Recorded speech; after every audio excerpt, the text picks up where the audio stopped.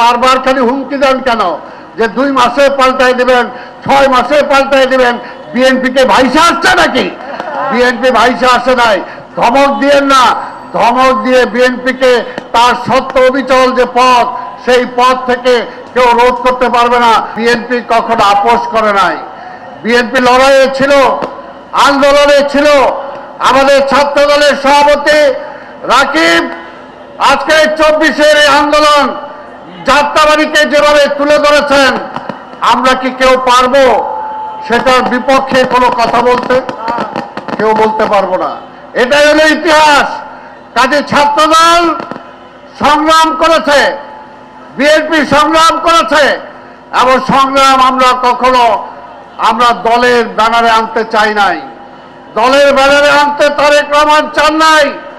সেই কারণেই আজকে মনে রাখতে হবে, আজকে 5ই আগস্টের পরে যে 18 মাস যে সরকার ক্ষমতায় ছিল, তাদের দোদুল্যমানতার কারণে, তাদের বিভিন্ন অবহেলার কারণেই আজকে কিন্তু গণতন্ত্র অনেক পিছিয়ে গিয়েছে।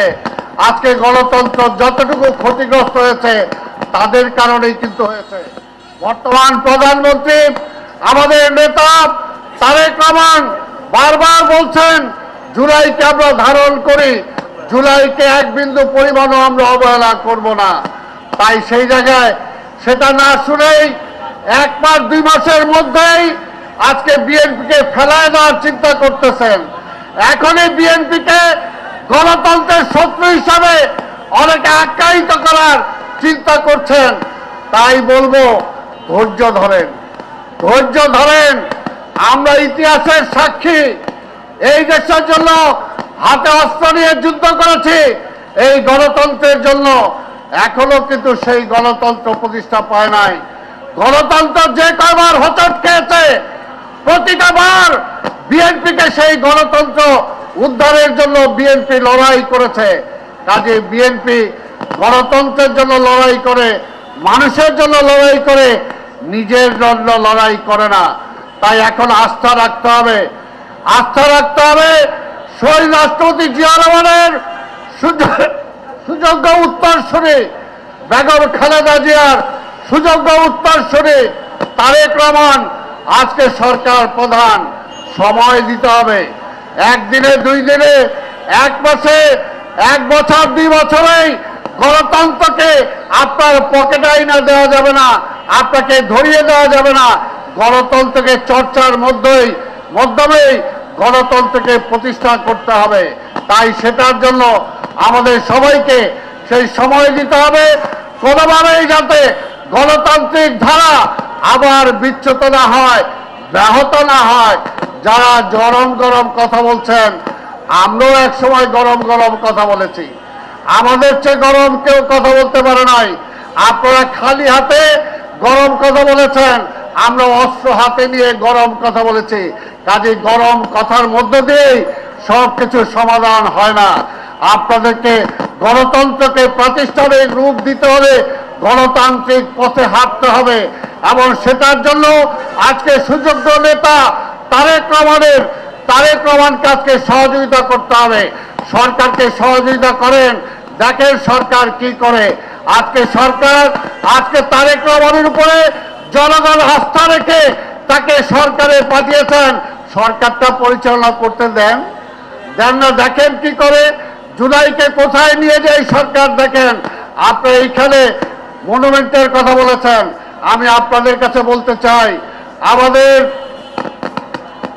সচিবালয়ের সামনে যে উদ্যান আছে, ওসমানী উদ্যান, সেই ওসমানী উদ্যানে আর কিছুদিনের মধ্যেই আমাদের প্রধানমন্ত্রী জুলাই স্মৃতিস্তম্ভ উনি সেখানে উদ্বোধন করবেন।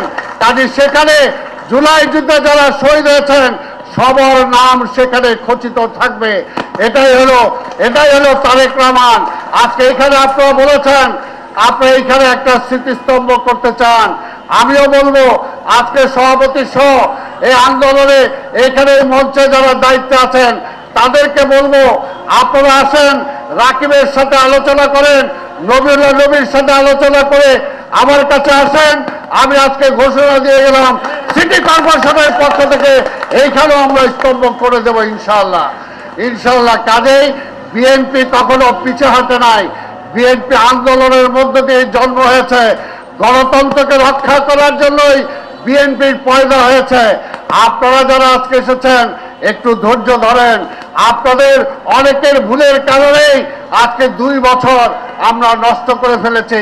আগামীতে যাতে আর একটা দিনও নষ্ট না হয় সেদিকে খেয়াল করেন। বাংলাদেশের অর্থনীতি আজকে শেষ। আজকে মধ্যপ্রাচ্যের যুদ্ধের কারণে আজকে আমাদের অর্থনীতি হুমকির সম্মুখীন। তারপরেও সাহসী একজন নাবিক হিসাবে তারেক রহমান কখনো কিন্তু হতাশা প্রকাশ করেন নাই। তিনি সাহসের সাথে আজকে বাংলাদেশের অর্থনীতিকে রিবিল্ড করার চেষ্টা করছেন। সাধারণ মানুষের দ্বারগোড়ায় আজকে তিনি সাহায্যের হাত নিয়ে পৌঁছেছেন। কাজে তারেক রহমানকে সাহায্য করেন, সহযোগিতা করেন। 5 বছরের জন্য জনগণ ভোট দিয়েছে।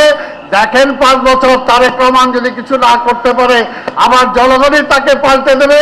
কাজে বারবার খালি হুমকি দেন কেন যে 2 মাসে পাল্টাই দেবেন, 6 মাসে পাল্টাই দেবেন? বিএনপিকে ভাইসা আসছে নাকি? বিএনপি ভাইসা আসে নাই। ধমক দিয়েন না। ধমক দিয়ে বিএনপিকে তার সত্য অবিচল যে পথ, সেই পথ থেকে কেউ রোধ করতে পারবে না। শহীদ রাষ্ট্রপতি জিয়াউর রহমান যে পথ বেছে নিয়েছিলেন, নিজে শহীদ হয়েছেন, কিন্তু সেই পথ থেকে সরে দাঁড়ান নাই। আমাদের নেত্রী বেগম খালেদা জিয়া নিজের জীবন বিপন্ন করেছেন, তারপরও গণতন্ত্রের ঝান্ডা তিনি সমুন্নত রেখেছেন। তাই বলতে চাই, এই দুজনের সুযোগ্য সন্তান আন্দোলনের মধ্যে দিয়ে গড়ে ওঠা আজকের প্রধানমন্ত্রী, আজকের বিএনপির চেয়ারম্যান, তিনি গণতন্ত্রকে সমুন্নত রেখেই গণতন্ত্রকে প্রতিষ্ঠা করবেন এবং জুলাই যোদ্ধা যারা আজকে শহীদ হয়েছেন তাদের স্মৃতিকে ধারণ করবেন। তারা যেটা চেয়েছেন গণতন্ত্র, একমাত্র গণতন্ত্রই পারে সেটাকে বাস্তবায়িত করতে।